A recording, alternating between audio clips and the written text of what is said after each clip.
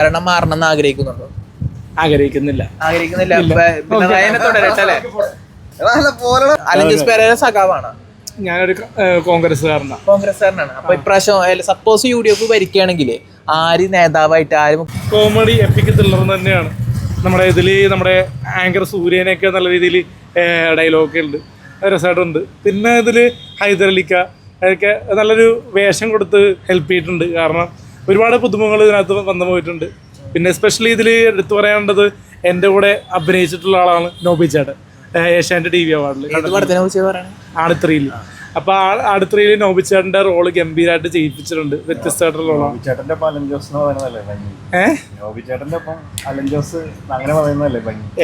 ഞാൻ ഈ പടത്തിൽ വർക്ക് ചെയ്തിട്ടില്ലല്ലോ, പക്ഷേ ഞാൻ TV അവാർഡിൽ വർക്ക് ചെയ്തിരുന്നു പുള്ളിയാട്ടോ. അതുകൊണ്ട് ഞാൻ പറഞ്ഞത് പുള്ളിക്കാരൻ നല്ലൊരു മനുഷ്യനാണ്. അപ്പോൾ അതുപോലെ തന്നെ ഇതിനകത്ത് ബിജിക്കോട്ടൻ ചേട്ടനാണെങ്കിൽ നല്ല രീതിയിൽ അഭിനയിച്ചിട്ടുണ്ട്. പിന്നെ ഭഗത് മാൻമലേട്ടൻ, സൈജു കുരുപ്പേട്ടൻ, അവരുടെ റോളുകളൊക്കെ നല്ല രീതിയിൽ ചെയ്തിട്ടുണ്ട്. പിന്നെ സാത്താൻ സേവിയർ ആണെങ്കിലും ഡൂഡാണെങ്കിലും പാപ്പനാണെങ്കിലും എല്ലാവരും നല്ല രീതിയിൽ ഓട്ടോമാറ്റിക്കലി സ്കോർ ചെയ്തിട്ടുണ്ട്. എന്തായാലും അല്ല, മൊത്തത്തിൽ ഒരു ഇംഗ്ലീഷ് പാട് പറഞ്ഞു തോന്നുന്നുണ്ട്. മൊത്തത്തിലൊരു എന്താ പറയുക, നമുക്ക് കണ്ടിരിക്കാം. മറ്റേ കണ്ണ് മാവില്ല, പെട്ടെന്ന് ഉറക്കം വരില്ല പടം കണ്ട്. ചിലർക്ക് ഉറങ്ങിയെന്ന് പറയുന്നുണ്ട്. അപ്പോൾ അതൊക്കെ ഓരോരുത്തർ ഇഷ്ടം. പക്ഷേ പടം എന്തായാലും നല്ലൊരു വർക്കാണ്. എല്ലാവരും തിയേറ്ററിൽ പോയി കാണുക, മാക്സിമം എൻജോയ് ചെയ്യുക. പക്ഷെ കൂടുതൽ ത്രില്ലിംഗും ഉണ്ട് ഹിസ്റ്ററി കാണിക്കുമ്പോൾ. കുറച്ച് ആട് വിജയത്തിന്റെ ഭാഗമായിട്ടില്ലേ ഷാജി പാപ്പന്റെ ഡയലോഗ് പറയാൻ? ഇതില് ഞാൻ പഠിച്ചിട്ടില്ല. രണ്ടാം ഭാഗത്തില് പറഞ്ഞാൽ മതിയാ. എടാ മോനെ അണലി സാബുവേ, ചത്തുപോയ നിന്റെ ചേട്ടൻ ചെകുത്താൻ ലാസറല്ല, അവന്റെ അപ്പൻ ലൂസിഫർ മാത്രം വന്നാലും പാപ്പൻ കപ്പും കൊണ്ടേ പോവുള്ളൂ. ആരുടെ ഡയലോഗ് ആയിരുന്നു? ഷാജി പാപ്പന്റെ.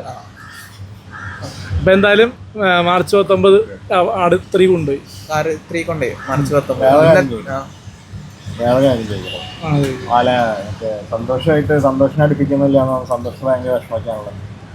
അടുപ്പിക്കാതിരിക്കൊന്നുമല്ല, നമ്മൾ വിളിക്കുന്നുണ്ട്. പുള്ളിക്ക് ഒന്നാമത് ഈ ആക്ടിങ്ങിനോടൊന്നും വലിയ താല്പര്യമില്ല. പുള്ളിക്ക് ഫുൾ ഡേ ഒന്നും നിൽക്കാൻ പറ്റില്ല. അപ്പം നമ്മൾ അത് മനസ്സിലാക്കി പുള്ളി ഒരു റിവ്യൂവറായിട്ട് മാത്രം കണ്ട് സപ്പോർട്ട് ചെയ്യാന്ന് മാത്രമേ പറ്റുള്ളൂ. കാരണം നമ്മൾ നിർബന്ധിച്ച ഒരാളെ, ചേട്ടനാണെങ്കിലും ഇപ്പോൾ അഭിനയിക്കാൻ താല്പര്യമുണ്ടെന്ന് വെച്ചോ, ചേട്ടൻ നിർബന്ധിച്ച് നമുക്ക് കൊണ്ടുവരാൻ പറ്റുമോ?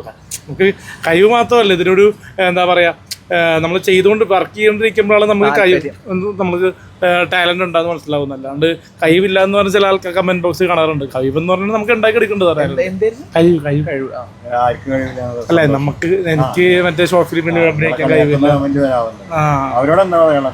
കളിയാക്കുന്നവരോട് എന്താ പറയാന്ന് വെച്ചാൽ, ഇപ്പൊ വലിയ ഒരു താരമാണ് സന്തോഷ് പണ്ഡിറ്റ്. പുള്ളിക്കാരൻ നല്ല കഴിവുണ്ട്, ടാലന്റ് ഉണ്ട്, മാസ്റ്റർ പീസിൽ അഭിനയിച്ചാണ്.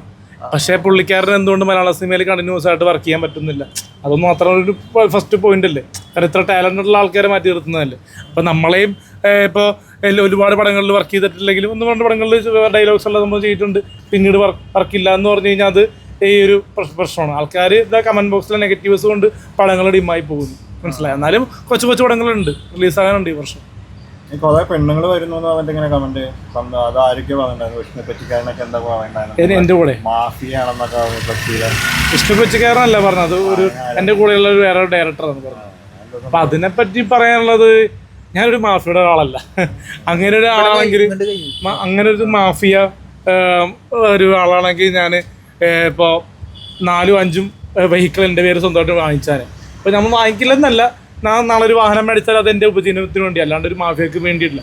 അപ്പോൾ ഇത് പറയാൻ ആർക്കും പറ്റും, ഇത് കാണിച്ചു തരണം. ഇപ്പോൾ സെക്സ് റാക്കറ്റിൽ ഞാൻ അഡിക്റ്റ് ആണെന്ന് പറയുന്ന ആൾക്കാർ തെളിയിച്ചു തരണം. കാരണം നമ്മളവിടെ വർക്ക് ചെയ്യുന്ന ആൾക്കാർ ഹസ്ബൻഡും കൂട്ടിയാണ് വരുന്നത്, അല്ലെങ്കിൽ ബോയ് ഫ്രണ്ടിനെയും കൂട്ടിയിട്ട് വർക്ക് ചെയ്യുന്നു, വൈകുന്നേരം വീട്ടിൽ പോകുന്നു. ഞാൻ ഒന്നാമത് ഇപ്പം പാതിരാത്രി ഷൂട്ട് ചെയ്യാറില്ല.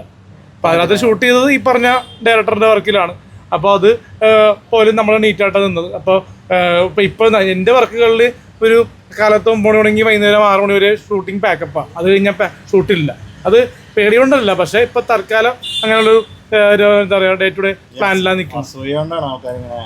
അസൂയ എന്ന് പറയാൻ പറ്റില്ല, പക്ഷെ സ്വന്തമായിട്ട് എന്ത് ഒരു നടി പോയുമ്പോ അടുത്ത നടി വരുന്നു, അങ്ങനെയാണ് പറയുന്നത്. ഇവനൊക്കെ സ്ഥിരം എങ്ങനെയാണ് ഇങ്ങനെ പെണ്ണുങ്ങൾ? അല്ല, നമ്മൾക്ക് പെണ്ണുങ്ങളായിട്ട് യാതൊരു ബന്ധങ്ങളില്ലല്ലോ എന്ന് പറഞ്ഞാൽ റിലേഷൻഷിപ്പ് ഇല്ലല്ലോ.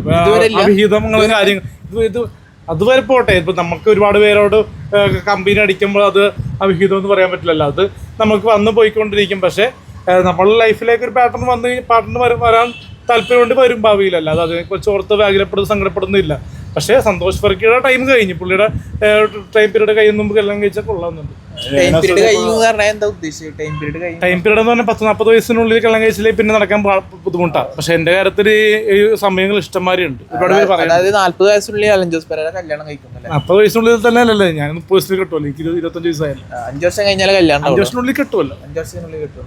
നിങ്ങളൊപ്പം മുമ്പ് ഒരിക്കലും അത് മീഡിയക്ക് മറ്റേ എന്താ പറയാ വിതറി കൊടുക്കാൻ പറ്റുന്ന ഒരു സദ്യ പോലെ ഞാൻ കൊടുക്കില്ല കല്യാണം ഒരിക്കലും. പക്ഷെ നമ്മളത് ഇൻഡിവിജ്വലായിട്ട് നമുക്ക് അറിയാവുന്ന ആൾക്കാരോ മാത്രം വിളിക്കും.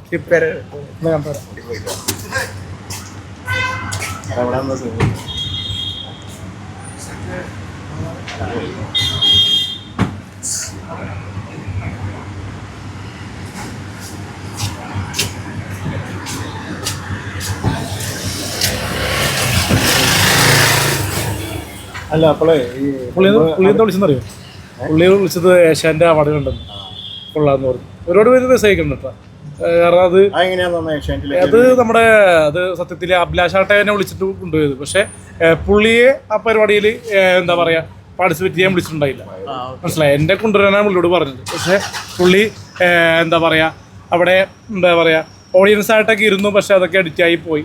അത് നമ്മുടെ ഒരു ഇതല്ല, പുള്ളിയാണ് അങ്ങോട്ട് ഓഡിയൻസ് ആയിട്ട് ഇരുന്നോട്ടെ എന്നൊക്കെ ചോദിച്ചത്. പക്ഷെ നമ്മൾ ആ പരിപാടിയിൽ പങ്കെടുത്തു, അത് സ്കിറ്റും വന്നു, അത് ഭാഗ്യമായിട്ട് കരുതുന്നു. കാരണം ഒരുപാട് സ്കിറ്റുകൾ നേരത്തെ ചെയ്തിട്ട് ഡിലീറ്റ് ആയി പോയിട്ടുണ്ട് ഏഷ്യാനെറ്റിൽ. അപ്പോൾ ഇത് ഒരു എന്താ പറയുക ലക്കെന്ന് പറയാം. പക്ഷേ ട്രോൾമാരോട് ഒരു കാര്യം പറയാനുണ്ട്. കാരണം ഏഷ്യാനെറ്റ് വന്നിട്ടും നെഗറ്റീവ് രീതിയിലാണ് ട്രോൾ ഇരിക്കുന്നത്. കമന്റ് പറഞ്ഞാല് അലൻ ജോസ് പെരേര ഏഷ്യാനെറ്റ് ഷോയിൽ വന്നപ്പോ ഏഷ്യാനെറ്റിന്റെ നിലവാരം പോയി കമന്റ് കുറെ കണ്ടിട്ടുണ്ടായിരുന്ന. നിലവാരം പോകാനായിട്ട് ഇതിലും വലിയ അതിൽ ഏഷ്യാനെറ്റിൽ വർക്ക് ചെയ്യുന്ന ആൾക്കാരെല്ലാവരും ഭയങ്കര സെന്റുള്ള ആൾക്കാരാണോ? മനസ്സിലായി, എല്ലാവരും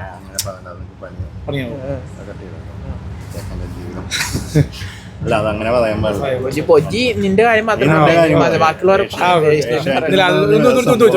കട്ടിച്ച് ഉത്തരം പറഞ്ഞ ഞാൻ കട്ട് ചെയ്തോണ്ട്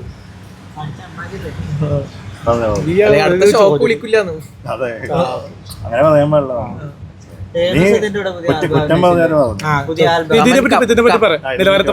നിലവാരമില്ലാന്ന് കൊറേ കമന്റ് ഒക്കെ വന്നിട്ടുണ്ടായിരുന്നു.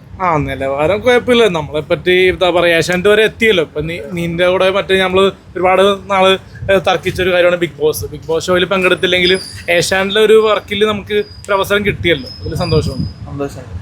ഇനി വേറെ കാര്യം ചോദിച്ചോട്ടെ, കേരളത്തിൽ ജീവിക്കുന്ന ഒരു മനുഷ്യൻ നിലയില്ലേ 10 വർഷത്തെ പിണറായി വിജയന്റെ ഭരണം എങ്ങനെയുണ്ട്? 2 വാക്ക് പറയുകയാണെങ്കിൽ